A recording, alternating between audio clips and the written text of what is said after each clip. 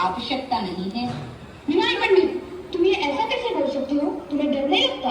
देखो, तुम मेरी पूजा करो। क्या मैं सबका स्वामी नहीं? सारी भौतिक और आध्यात्मिक वस्तुओं का उद्गम मुझसे हुआ है। स्वयं गंगा का उद्गम भी मेरे चरणों से हुआ है। इसलिए तुम मेरी पूजा करो श्रीधर, तुम मेरी पूजा करो।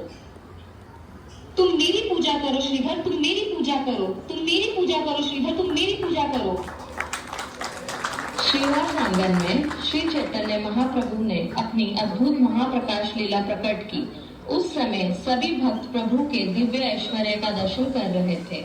उसी समय महाप्रभु ने सारे भक्तों को श्रीधर को बुलाने कहा।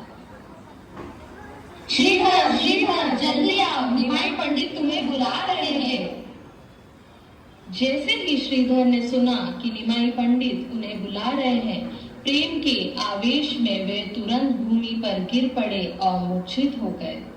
भक्त किसी प्रकार उन्हें उठाकर श्रीवास आंगन में ले आए।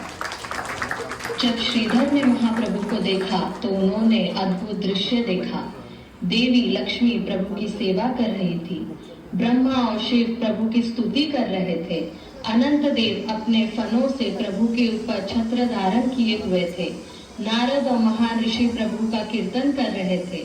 ये देखकर श्रीधर आश्चर्य से स्तब्ध हो गए और उसी क्षण वे फिर से भूमि पर गिर पड़े। उठो, उठो श्रीधर। प्रभु के वचनों से श्रीधर को चेतना प्राप्त हुई। श्रीधर, मेरी स्तुति करो। प्रभु, मैं अत्यंत मूर्ख हूँ। मैं आपकी स्तुति कैसे कर सकता हूँ? मेरे पास कोई योग्यता नहीं है। श्रीधर, तुम्हारे मुख से निकला प्रत्येक शब्द ही मेरी स्तुति है। तब भगवान की आज्ञा से देवी सरस्वती श्रीधर की जीवा पर प्रकट हुई और श्रीधर प्रभु की महान स्तुति करने लगी।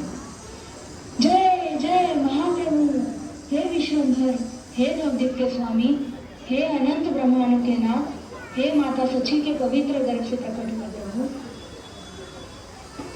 हे प्रभु, आप इतने समय से इस नगर में गुप्त रूप से प्रचार करते रहे। यदि आप स्वयं प्रकट न करें तो आपको कौन पहचान सकता है? परमो, आप ही भक्ति हो, आप ही ज्ञान हो, आप ही वेद हो, आप ही शास्त्र हो, आप ही सिद्धि हो, आप ही योग हो, आप ही ईश्वर हो, आप ही श्रद्धा हो, आप ही दया हो। संसार में जो कुछ भी है सब आप ही है। श्रीधर, मैं तुमसे अत्यंत प्रसन्न हूँ। जो चाहो मुझसे वरदान मांगो। प्रभु, मुझे कोई भौतिक वरदान नहीं चाहिए। मेरी केवल एक ही इच्छा है। वह ब्राह्मण बालक जो प्रतिदिन मेरे पास आकर केले के पत्तों को लेकर मुझसे झगड़ा करता था, मेरा मन सदा उसी ब्राह्मण के चरणों में लगा रहे। श्रीधर, तुम इस संसार के सबसे धनी व्यक्ति हो, क्योंकि तुम्हारे पास कृष्ण प्रेम की अमूल्य संपत्ति है।